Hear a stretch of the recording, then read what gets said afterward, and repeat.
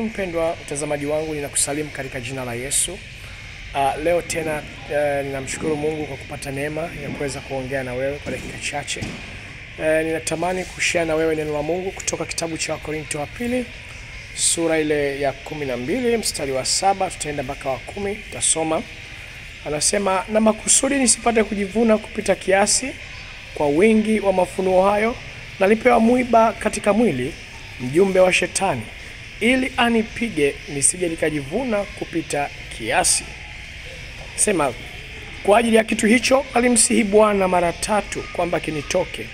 Naye akaniambia, neema yangu ya kutosha, maana uweza wangu hutimilika katika udhaifu.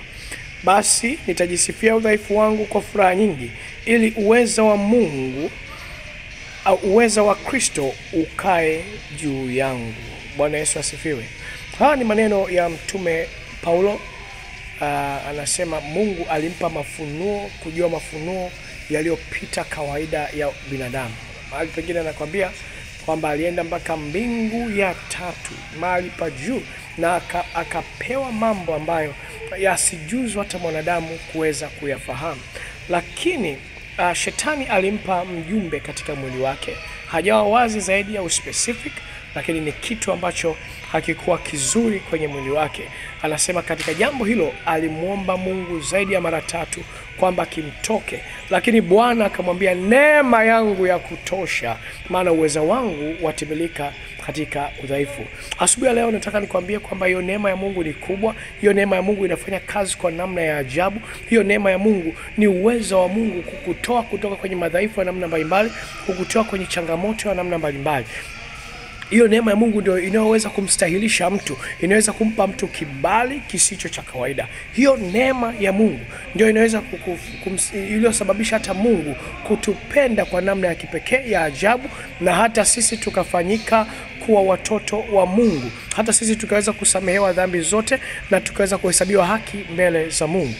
Hiyo neema ni kubwa mno. Anasema Mungu alimwambia kwamba neema yangu ya kutosha. Asubuhi leo sijajua unapita katika hali gani. Siku ya leo sijajua utakutana na kitu cha namna gani, lakini ninachotaka kukutamkia, neema ya Mungu ikatende kazi katika maisha yako. Neema ya Mungu ikawa nyingi zaidi, ikazidi kwa wingi katika jina la Yesu. Neema ya Mungu ya kuokoa, ya kuhuisha, ikakuvusha katika hali unayopitia. Hiyo neema ya Mungu ikafanye mambo makubwa katika maisha yako. Anasema udhaifu unapokuwepo, neema ya Mungu inakuwa iko juu, na hiyo neema haiwezi kuacha hayo madhaifu yakaendelea kukaa. Hivyo natamka kwamba neema ya Mungu ikupeleke mbali, ikusogeze mbali, ikupe mambo makubwa. Neema ya Mungu asubuhi leo, siku ya leo, kazini kwako ikakupe kibali. Sikiliza, kuna sehemu Mungu anaweza kukupitisha. Neema ya Mungu inaweza kukupeleka sehemu hata vyeti vyako, elimu yako isiweze kukupeleka. Neema ya Mungu inaweza kukutanisha na watu. Neema ya Mungu inaweza kukufanya ukafanikiwa katika nchi za ugeni kwa kuliko kiwango cha kawaida. Hivyo nakutamkia hiyo neema ya Mungu